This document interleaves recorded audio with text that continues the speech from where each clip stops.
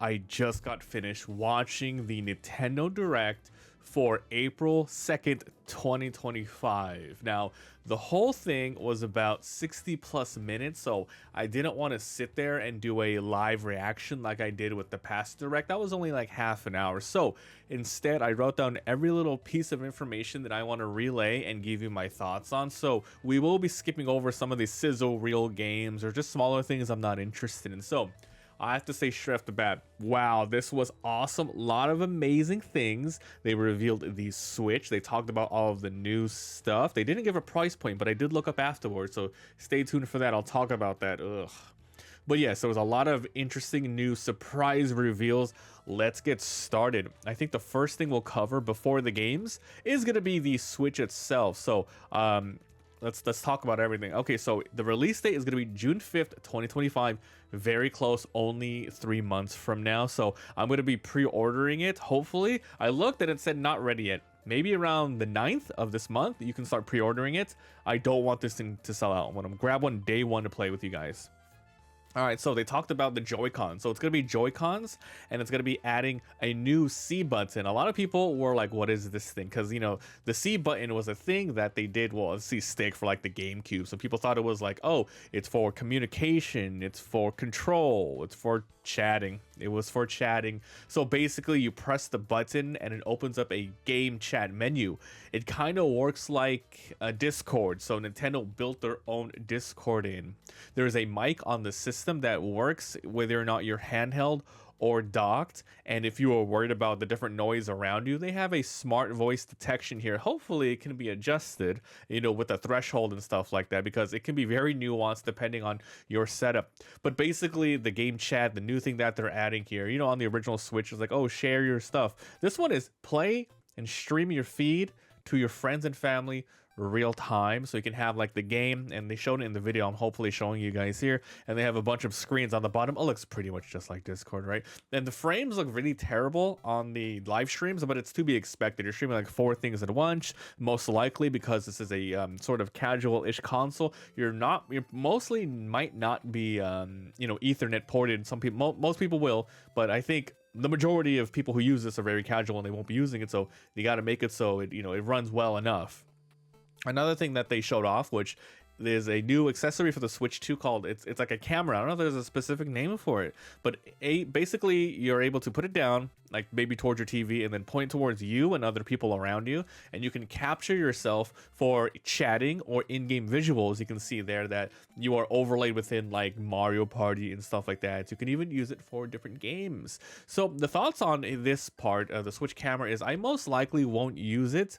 I'm not sure if it'll come bundled. If it comes bundled, then okay, you all use it for some certain games when you need to, but already when chatting and doing video stuff with friends and family that are far away, for example, we play like Jackbox, right? We host everything on Discord, and we already have the mics and we have the video stuff, so it's not really needed for us there. But because we already do it, there is a market for it for people who don't want to do like, oh, everyone has to have a laptop or phone and set up and have different mics. It makes it more streamlined and easier, so cool enough for Nintendo fans, but we already have a setup for that, so I most likely won't use it for that reason.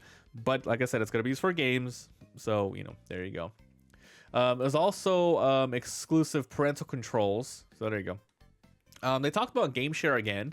This is a thing that we talked about in the Nintendo Direct reaction, which is a couple of days ago, which pretty much means you can digitally share and give your games to someone else. However, they expanded on it today, meaning you can also share locally multiplayer games. So if one person has a competitive cartridge like Switch 1, 2, or I don't know, like Switch Games or whatever, I don't know what it's called, you can go ahead and share it with a friend, so they don't have to have it, and you can play locally and stuff like that. So this is a very, very good thing.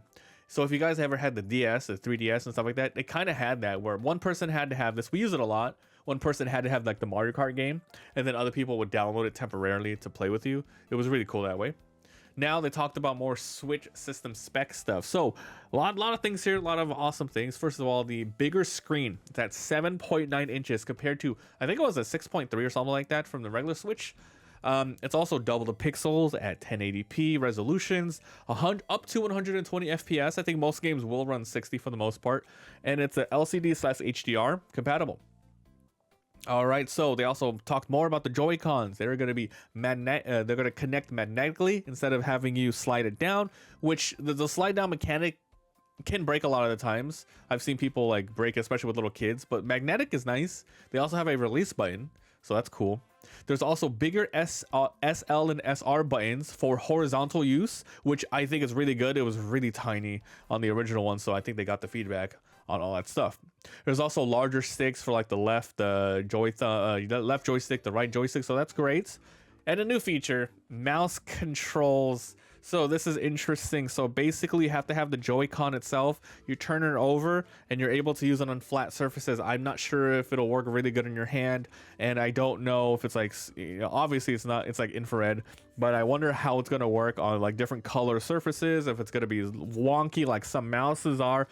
But you're going to be using it for a lot of different things, especially some games are going to be compatible with it, which we'll talk about later. They added better speakers, 3D audio. The mic, I said, has noise canceling features. The built-in stand on the back of the Switch, where you can use it to prop on a table or something, is now much more wider, much more sturdier. The regular one is just like a little tiny stick, so that one's ugh. But this one also is more flexible. You can have it different angles. They added 2 USB ports total, one for charging, one for the top and bottom, right? One for charging and the other one for third-party accessories. For example, that camera. It comes natively with 265 gigabytes of internal storage, which is it's pretty good. Also, it has 4K support when you're using the dock attached to a TV. The dock also has a built-in fan, making it so, hey, your games won't run too hot, hopefully. They said it was backwards compatible with most Switch games physically and digitally. Now, a lot of people are going to go into like very specifics and talk about what does it mean when they say compatible. Like, oh no, I'm pretty sure every game digitally and physically will work. The things that they aren't going to put are like Switch exclusive stuff like Labo support. I hope they mean that, but basically I don't see why any other game wouldn't work on there. They talked about the cartridges. They're now red.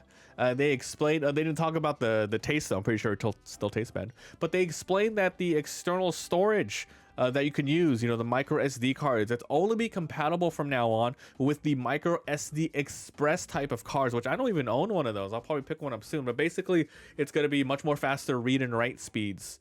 You can easily transfer your games and data via logging into your Nintendo account, so that's to be expected. That's great. They're going to be launching a new Pro Controller model, which has a C button and a new GR and GL buttons on the back for custom hotkeys. I probably won't grab that. I don't think there's a really need to. I would say unless you're really super competitive, you want to maybe grab that controller so you can go ahead and set those keys for something. I'm not sure if you can macro them. Probably not. It's probably just an extra like, oh, I want my LR to be like down here as for whatever reason. So yeah, I'm not going to grab that new controller. Okay, so now that's all the Switch stuff for the most part. Let's talk about the upcoming games. Okay, so the first thing that they announced when the whole thing started was Mario Kart World. This is going to be a launch game, and there's a really nice video showing a lot of new environments, new vehicle transformations. You can now grind on rails, wall jump side to side, and some cool new power-ups and weapons. Now, they're not saying it's Mario Kart, what are we on, 9 or something? So not 10 or 11 or anything like that, because it's Mario Kart World. They want this to be a totally new, awesome thing. So this is great. Mario Kart is one of their best-selling games, so it really makes sense that they launch with a new one. So it's World because it's inspired by the real world, and also because it's somewhat open world. There's different weathers and time of days. Races are now up to 25 people. That's a lot. And they said between, you know, your basic cups, your Grand Prix, where you do the 4 stages, in between those stages, you're going to be driving into them, and I don't know why, maybe for extra points or something like that. And basically there's also a new knockout mode, which is kind of like a battle royale, where you drive, and I guess the last couple of people who are last place after a certain duration or set goal, they're going to be knocked down. You keep going till there's a winner. So that's a really nice mode. That's really cool. And also they have free roaming, so I wonder how much of the world is actually interconnected, but we'll soon see. Next game. So they mentioned that they're going to be launching also with a welcome tour type of game. Now, this is supposed to be an experience showcasing what the new Switch can do. Basically, there's a lot of like things to read about the stuff. There's diagrams you can see, tech demos, right? There's a lot of mini games using the mouse and the different mic for a lot of different features and functions. However, they said it was paid. Are you serious? It's launching paid. You're already paying like $450 or $500, maybe even more depending on where you live. And to learn more about the game, to see what's going on, they're making you pay for that. That is a big L, dude. Why the hell? That should have come free with the game digitally for everyone to download. That's so dumb.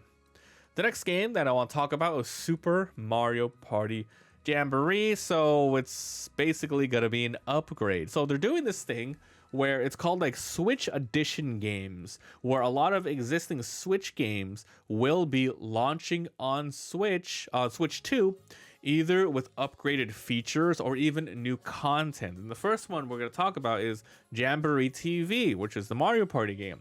So they're going to add in mouse controls, audio recognition, and camera features for mini games, which is kind of nice. It just reminds me of like a really like new WarioWare type of thing. But here's the deal. You have to purchase the upgrade. Not sure what the price is just yet. Not sure if the information is out. But at least if you own it physically or digitally, you can purchase it.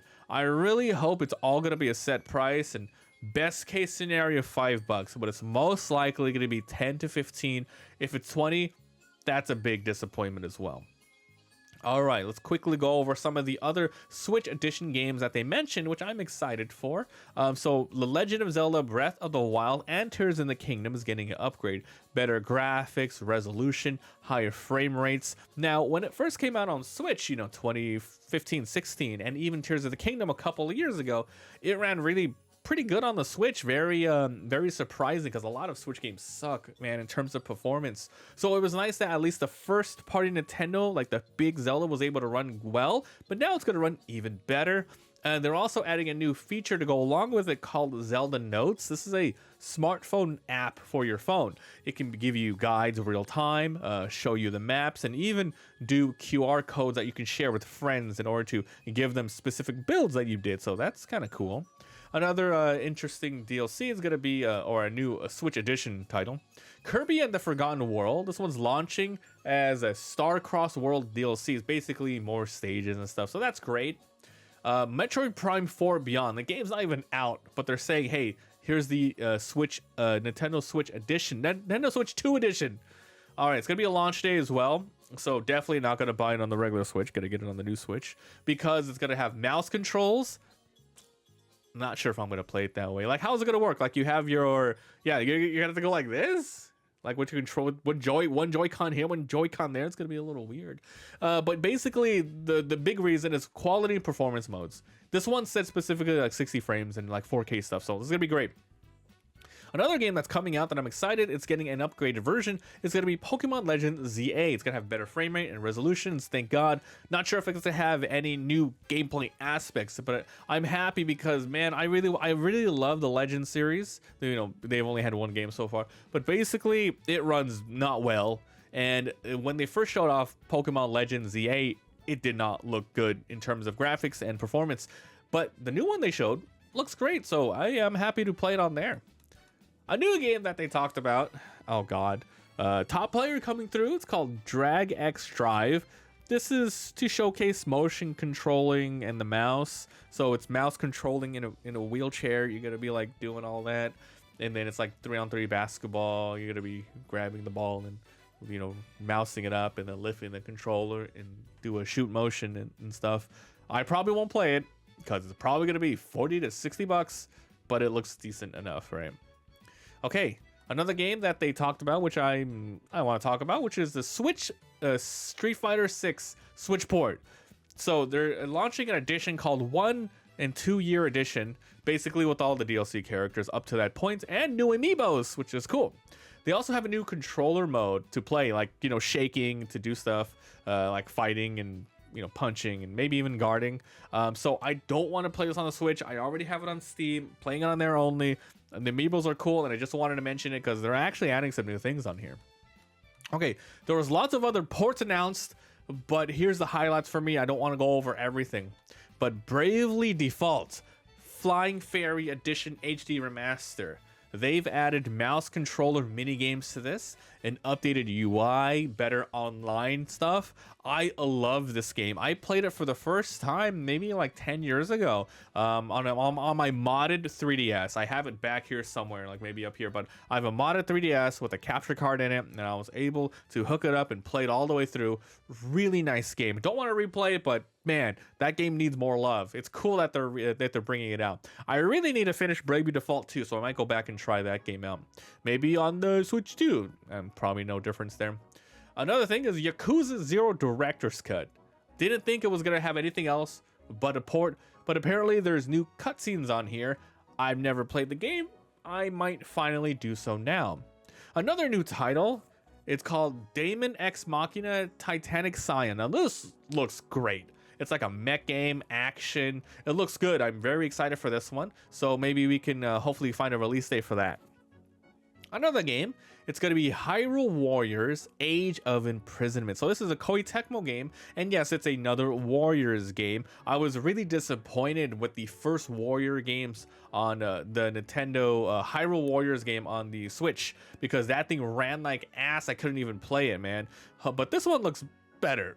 The colors are really dark though, which is kind of annoying, but we'll see. I might try this one out and stick with it only if it runs well.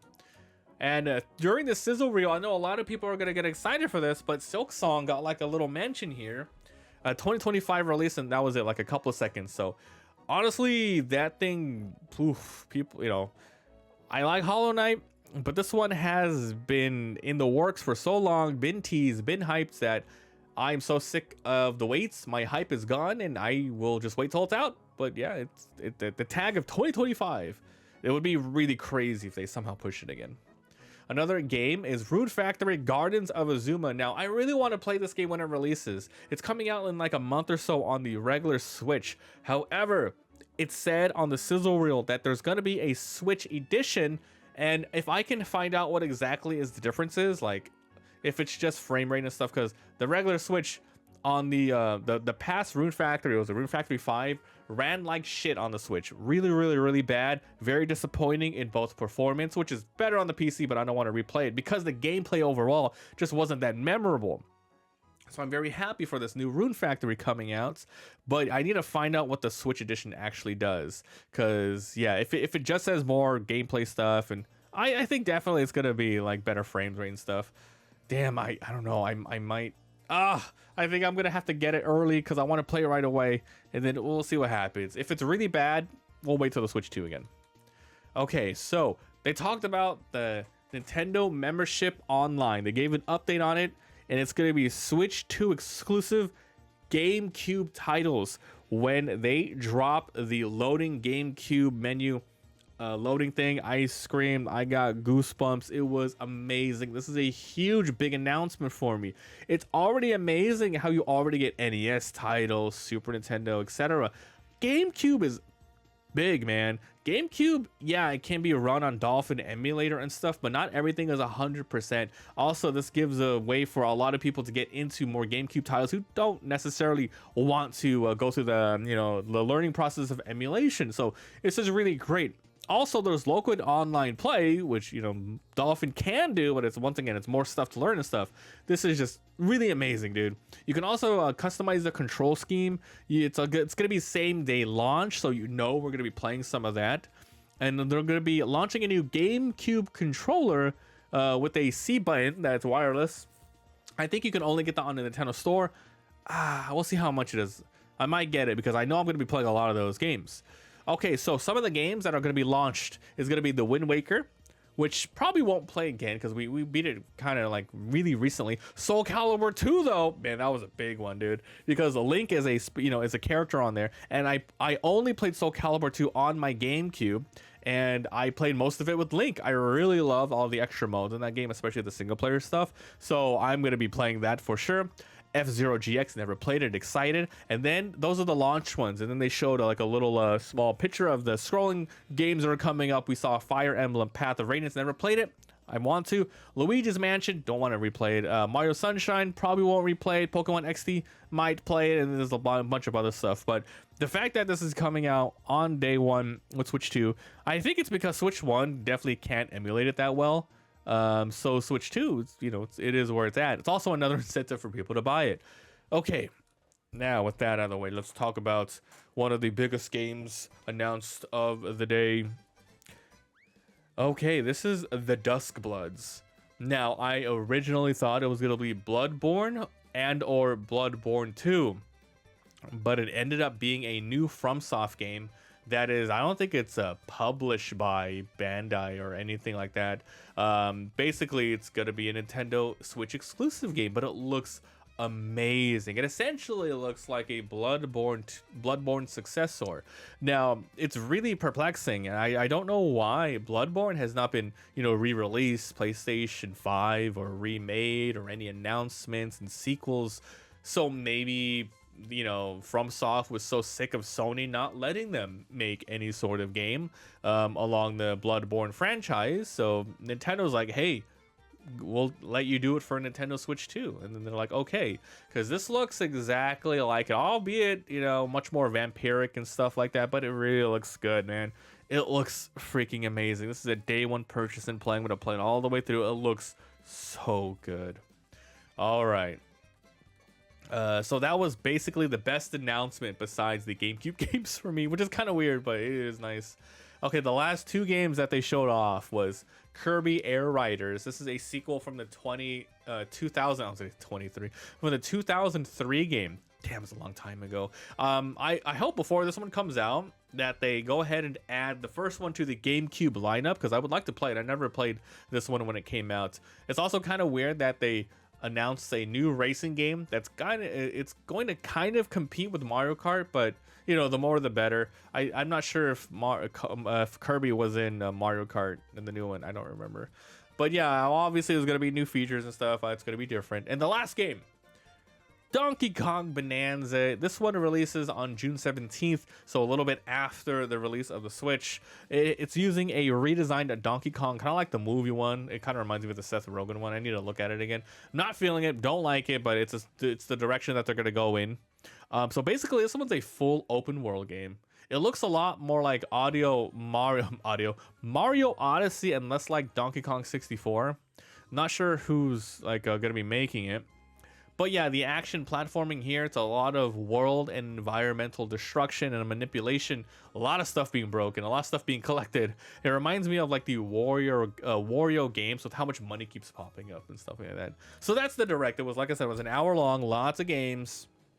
And I'm very, very happy with this Direct. Switch 2 looks great, but it's at a price point of $450 base. And $499 with Mario World, which I'm gonna get the new one. So the price is very expensive, but a lot of people are gonna get it, including myself. I am one thing that's very concerning though is I am not looking forward to the new price point of games that Nintendo seems to be pushing on their consumers here. So it's barely a couple of hours after the Direct, so there's still a lot of information coming out. But some of the early listings for some of these games are $60 and $70, which is, yeah, it's whatever, right? But we're even seeing some up to $80 now. Now, this might be game dependent, but I believe a lot of Nintendo first party games will cost that much. So this is a little crazy, because if Switch, sets the precedence and starts increasing their price points and people buy it, we're going to see a lot of other companies like Xbox, PlayStation, and Steam games. They're going to start bumping their games up to $80. And the rest of the video game industry are like, yeah, we can squeeze out some more money. If Nintendo's doing it, we'll do it too.